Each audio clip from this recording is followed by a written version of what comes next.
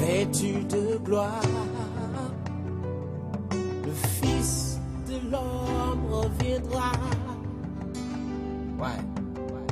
Et on l'appellera le lion de la tribu de Juda.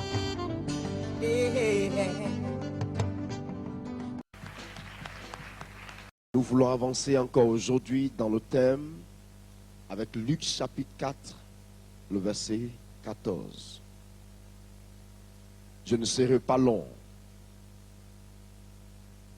parce que nous allons passer un moment de prière où nous demanderons à Dieu de nous revêtir de la puissance de son esprit.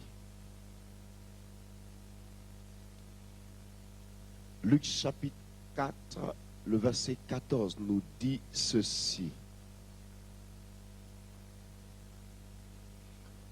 Jésus, revêtu de la puissance de l'esprit, retourna en Galilée et sa renommée se répandit dans tout le pays.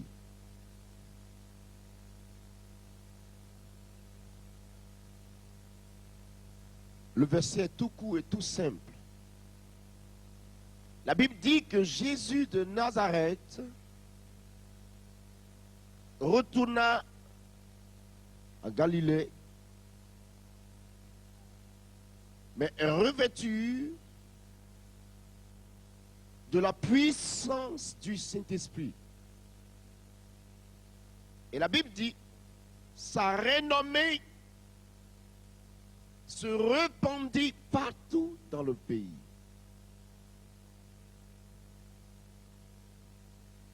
Dans un premier temps, vous remarquez que avant que la Bible ne dise ces choses, elle nous enseigne que d'abord, il va se faire baptiser dans le Jourdain. Jean le regarde et dit non, c'est toi qui dois me baptiser et toi tu viens vers moi pour que je te baptise. Mais Jésus lui dit, je te comprends et je sais de quoi tu parles, je te comprends. Mais Jean, faisons ce qui est juste. Alléluia. Frère, ce passage est très profond et merveilleux. Jésus arrive vers Jean pour le baptême. Et Jean le regarde et lui dit, ce n'est pas toi qui dois venir vers moi. C'est moi qui dois aller vers toi. Et toi, tu viens pour que je te baptise? Jésus dit, c'est vrai, j'ai compris. Mais Jean, faisons ce qui est juste. Pourquoi? Parce que Jean avait une autorité, Jésus avait aussi son autorité. Et Jésus même savait il savait qu'il était Seigneur.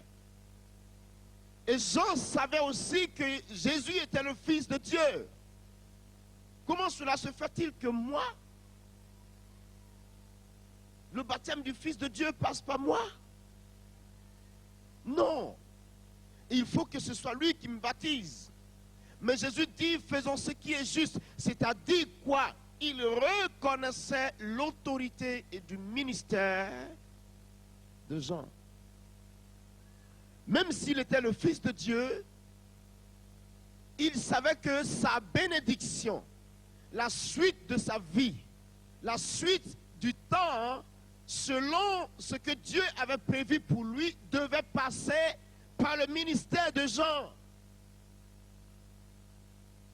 Donc pour ça, ce n'est pas une question de Fils de Dieu.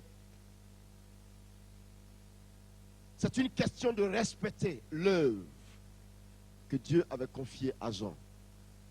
Afin que lui aussi, se soumettant à ce ministère, il parvienne aussi à être béni.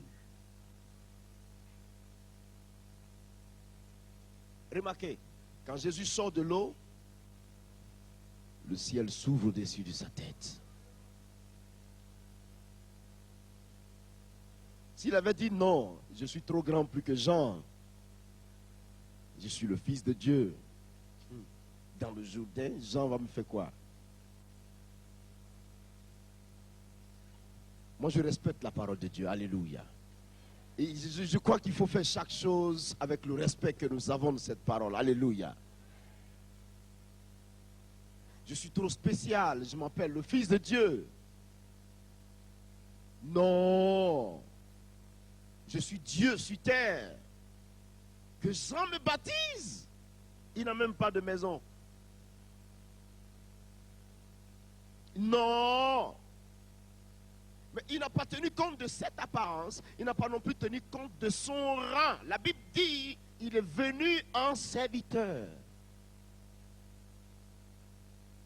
Il s'est soumis au ministère de Jean et Jean a exercé son ministère en le baptisant. Et quand Jésus sortit de l'eau, la Bible dit que le ciel s'ouvrit au-dessus de lui. Et la voix se fit entendre.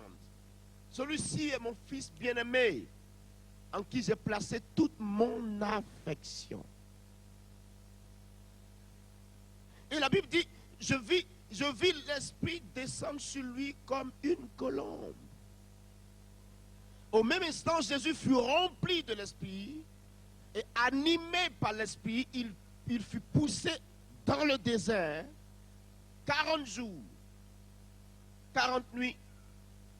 Et alors, il revient du désert et voici ce que la Bible nous dit dans le chapitre, plutôt dans le verset 14 de ce livre de Luc, chapitre 4.